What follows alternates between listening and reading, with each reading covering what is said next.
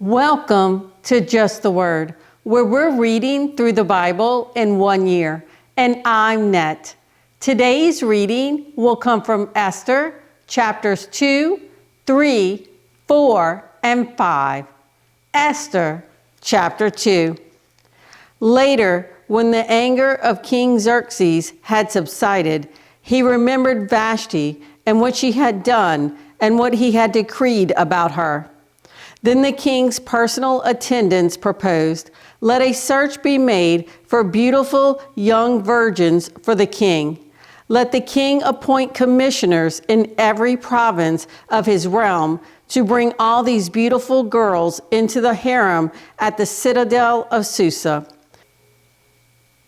Let them be placed under the care of Hegai, the king's eunuch, who is in charge of the women, and let beauty treatments be given to them. Then let the girl who pleases the king be queen instead of Vashti." This advice appealed to the king, and he followed it.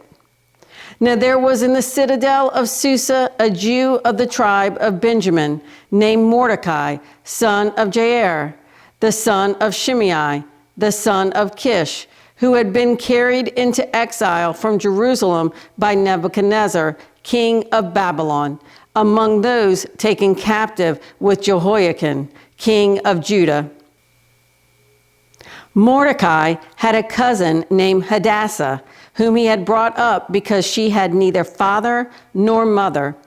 This girl, who was also known as Esther, was lovely in form and features, and Mordecai had taken her as his own daughter when her father and mother died.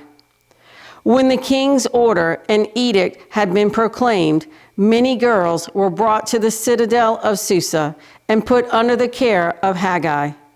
Esther also was taken to the king's palace and entrusted to Hegai, who had charge of the harem.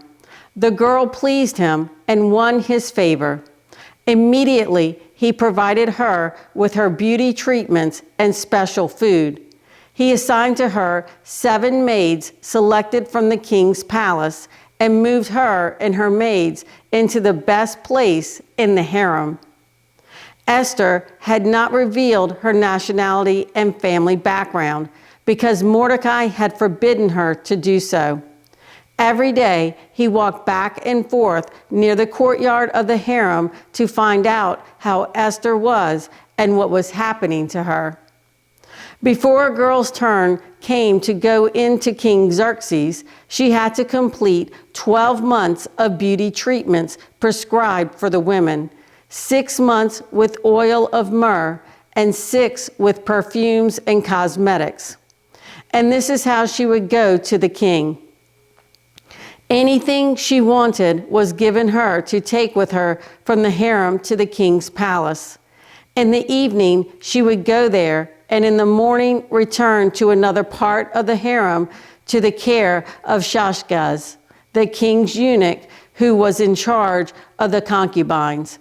She would not return to the king unless he was pleased with her and summoned her by name.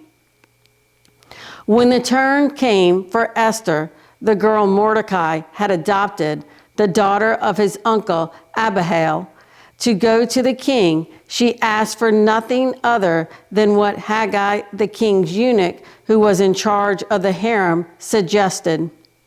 And Esther won the favor of everyone who saw her. She was taken to King Xerxes in the royal residence in the 10th month, the month of Tebeth, in the 7th year of his reign. Now the king was attracted to Esther more than to any of the other women, and she won his favor and approval more than any of the other virgins. So he set a royal crown on her head and made her queen instead of Vashti. And the king gave a great banquet, Esther's banquet, for all his nobles and officials.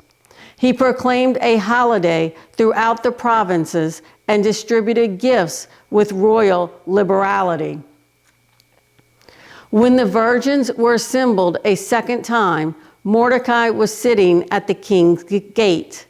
But Esther had kept secret her family background and nationality, just as Mordecai had told her to do, for she continued to follow Mordecai's instructions as she had done when he was bringing her up.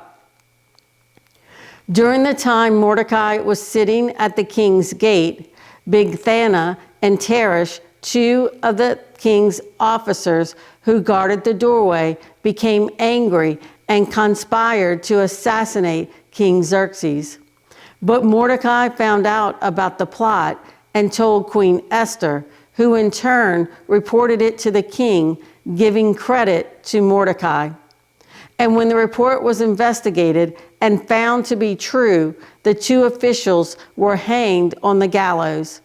All this was recorded in the book of the annals in the presence of the king.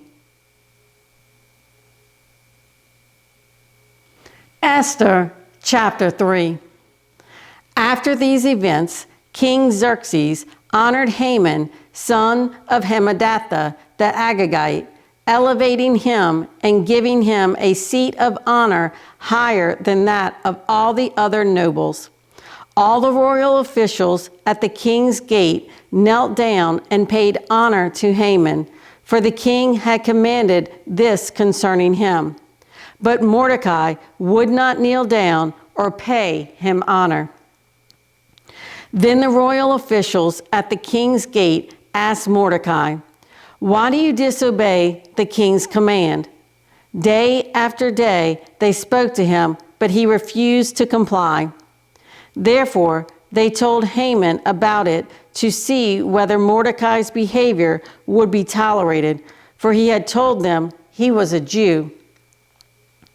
When Haman saw that Mordecai would not kneel down or pay him honor, he was enraged. Yet having learned who Mordecai's people were, he scorned the idea of killing only Mordecai. Instead, Haman looked for a way to destroy all Mordecai's people, the Jews, throughout the whole kingdom of Xerxes. In the 12th year of King Xerxes, in the first month, the month of Nisan, they cast the pur, that is, the lot, in the presence of Haman to select a day and month, and the lot fell on the 12th month, the month of Adar. Then Haman said to King Xerxes, "There is a certain people dispersed and scattered among the peoples in all the provinces of your kingdom, whose customs are different from those of all the other people, and who do not obey the king's laws. It is not in the king's best interest to tolerate them. If it pleases the king, let a decree be issued to destroy them, and I will put 10,000 talents of silver into the royal treasury for the men who carry out this business." So the king took his signet ring from his finger and gave it to Haman, son of Hammedatha the Agagite, the enemy of the Jews. "Keep the money," the king said to Haman, "and do with the people as you please."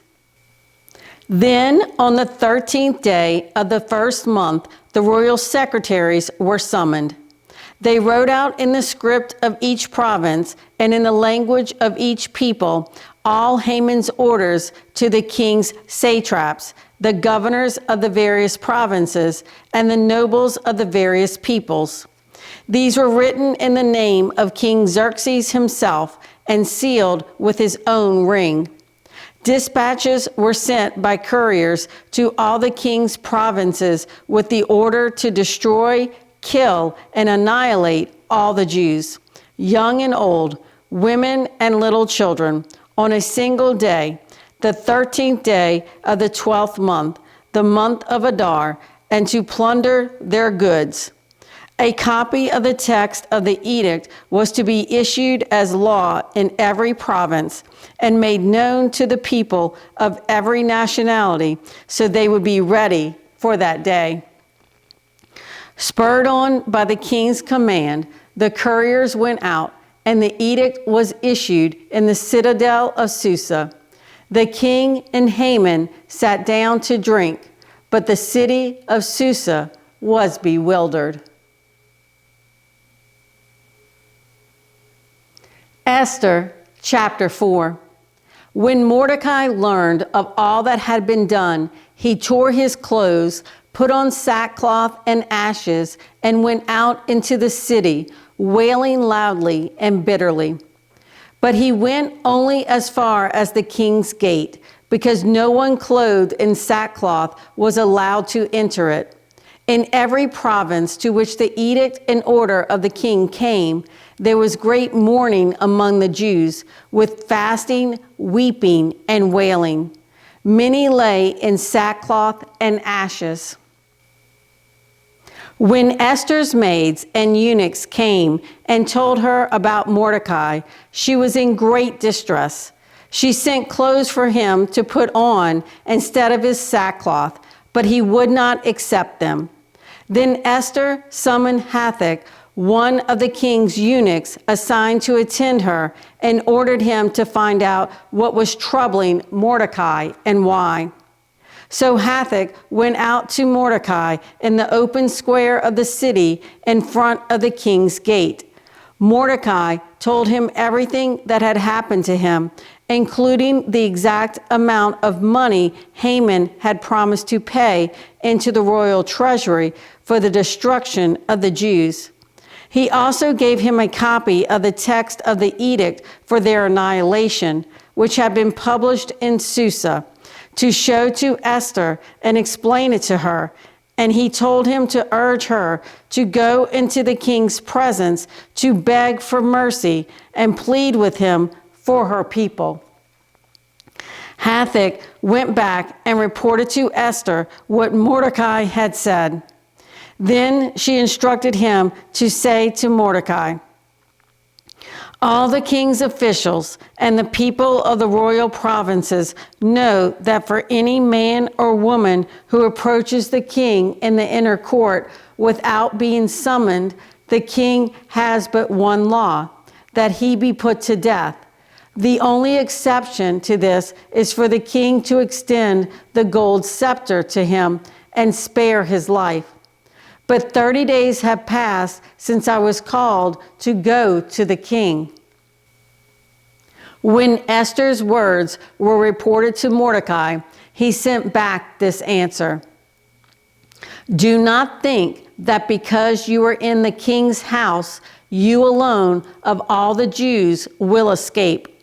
For if you remain silent at this time, relief and deliverance for the Jews will arise from another place, but you and your father's family will perish. And who knows but that you have come to royal position for such a time as this?" Then Esther sent this reply to Mordecai: "Go, gather together all the Jews who are in Susa and fast for me.